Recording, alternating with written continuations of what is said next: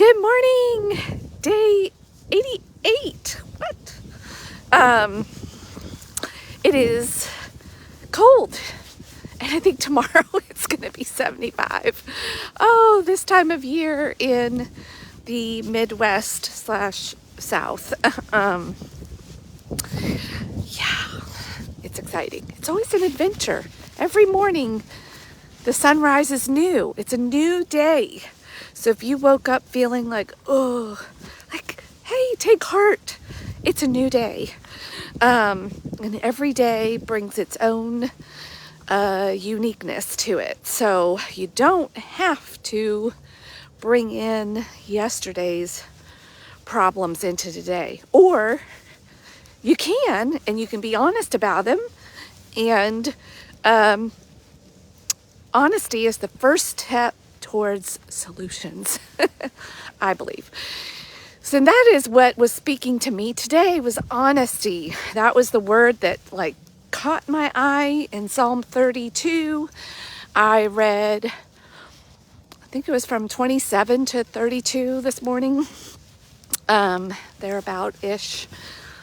And you can tell David is these are some of the Psalms that must have been written when he was not doing his best. And he was not being honest with himself. He wasn't being honest with God. He was probably feeling very defensive and trying to justify his behavior and his actions in a situation. Because there's a lot of talk about in these few chapters about feeling oppressed, depressed, his body feeling the effects of the disobedience, the sin, the dishonesty. And then, of course, when he gets to the point of being honest and confession and all of those things and admitting, what he had done, relief, healing happened. And so it made me think that there's a lot that we can learn from this. When we are suffering. Now, sometimes, so what I'm going to talk about here is not true victimhood or suffering from an illness or something that's truly not your fault. But if you are suffering from just this feeling of, people being against you, you feeling sort of a heaviness of oh, I don't like the situation I'm in, and maybe even being mad or blaming somebody else or a circumstance, it might be time to really sit down and reflect and be honest. Be willing to be honest. That's a hard one. And really look in the mirror. I know we're always ready to be honest about other people's faults and misgivings. It's not so easy to do it yourself. We have this natural human tendency to defend, protect. I didn't do anything wrong. If I did something that looks like it's wrong, I had good reason. So therefore it's really not wrong. Right? But I will tell you, I have been on this journey of brutal honesty for a few years now. And at first it felt hard. It felt so hard. I don't want to admit this to myself. And what will people think of me? And will it hurt my relationships? And, you get to this place of just being so isolated in your head and then putting up this false front of kind of having things together. You eventually can even fool yourself, it's no problem. It's all good. Especially as I know I reference the Enneagram a lot, but it is a very helpful tool for me. So when you hear me mention it, if you haven't heard it, you might want to investigate it and see if it might be useful for you. But knowing that my natural tendency and bent is towards peacekeeping, oh boy, it was a painful truth to get honest with, that I had a problem with honesty.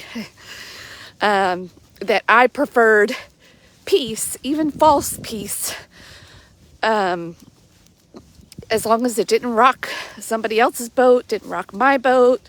Like, let's just all pretend. Put smiles on our faces. Like, not talk about things. Lots of stuff buried under that surface. Like, I don't want to be honest about this. And you get to a point where you can't even be honest with yourself. So that process, it's a long and winding road, as the Beatles might say. But it is a journey worth taking, because you cannot, I'm telling you, you cannot heal without this ingredient.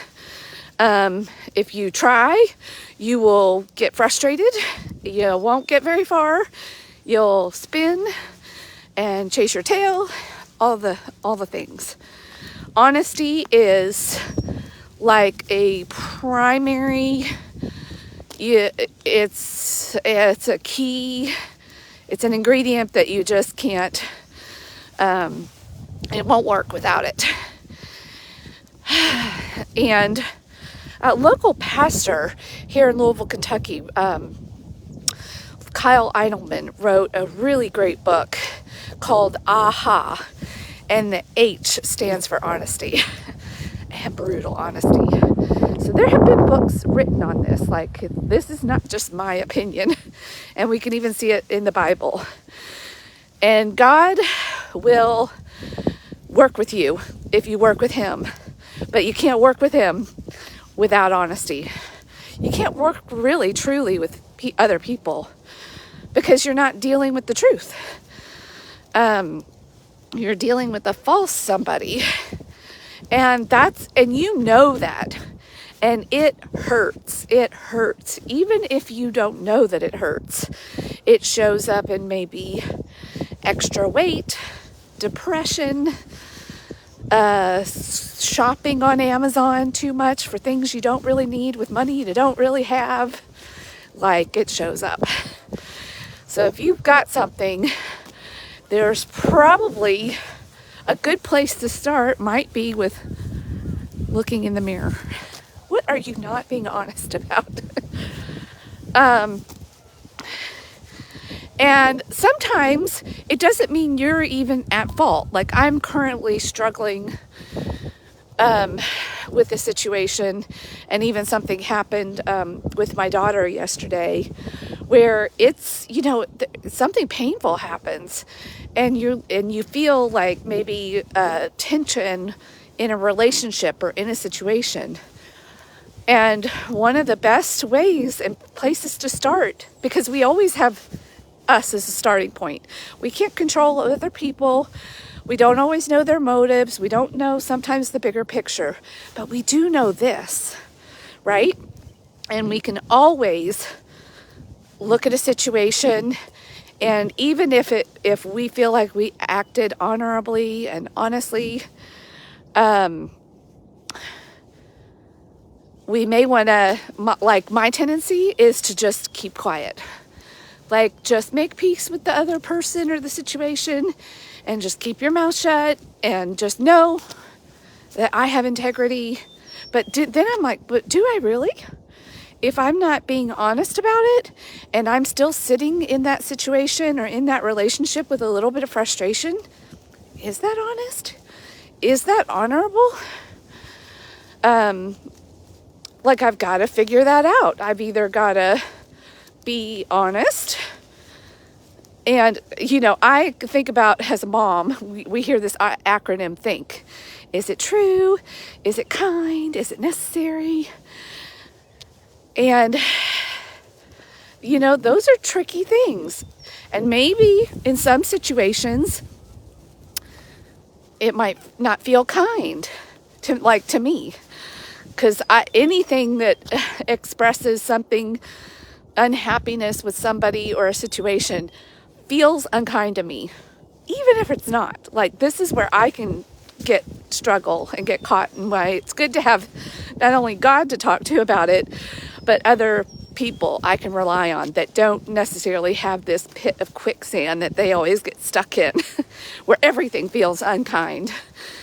But there are ways to communicate with kindness, even truth. Especially if it's a truth that where you're in disagreement with someone or something. And so maybe it could be kind, so I've got to go through these filter processes myself and avoid, because if there's tension in me that's showing up or a frustration bubbling under the surface, that is not healthy either. So there's still some work in honesty to do there, either with myself, with God, with the situation. Don't ignore those things is what I'm saying. Get honest about it. Don't just kind of sit there and go, it's fine, and hope that in a few days you'll just forget it. Sometimes it is good to sit on things for a few days and pray, not act impulsively. But don't ignore those things. Because they will take a hold of you, just like they did with David, and cause dis-ease. That's what the word disease means. A lot of diseases and illnesses have a psychosomatic aspect to them. It's true. Dishonesty is like poison in your system. And this really is a whole system. Your brain and your heart don't just float outside of your body. They're the ones that regulate the nervous system, the blood, like all of it. And when you are living with something and you're not being honest about it, and you don't deal with it, it will deal with you. And I'm here to testify that while it is hard at first, just because for some it might be a new experience to be brutally honest with yourself and other people, but man, it can save you so much time and heartache, and people actually appreciate you more. They might not like it in the moment, but in the bigger picture of things, this is the difference between peacekeeping and peacemaking. Because sometimes we're in relationships or in situations that maybe they've run their course. It's time to move on, exit. Not everything is meant to last forever. And a lot of us stay stuck because we're not willing to be honest. And then you know what? As we talk about here a lot, and I talk about, it's not all about you. You keep other people stuck too. Like, what if you all could just be free? Doesn't freedom sound great? Freedom doesn't just happen. It has a price tag. And one of those price tags is honesty. So, as I'm kind of even wrestling with my next steps to take within a personal situation I'm dealing with, and even guiding my young adult children in their lives through these things so that they can have freedom and get unstuck, it can be a little bit dicey waters to navigate. Sometimes it can feel shark infested, but do it anyway, because it's just worth it, because it keeps you trapped on an island of pain, but there's an island of freedom over there waiting for you across the water. And the more you do it, the better you get at swimming, the more skilled and masterful you get. And you're like, oh yeah, I know I can swim those waters, no problem. I know what to expect. I know what to avoid. I know you get better at it. I'm saying it's a skill. And the life that's waiting for you as an authentically honest human being that can own the good, the bad, and the ugly is something to aspire to. Integrity. You cannot have integrity without honesty. And I know I've told you all before, if you haven't heard me say it, integrity is my compass now. God is my North Star, Integrity is my compass. And when I get off track, there's usually an honesty issue.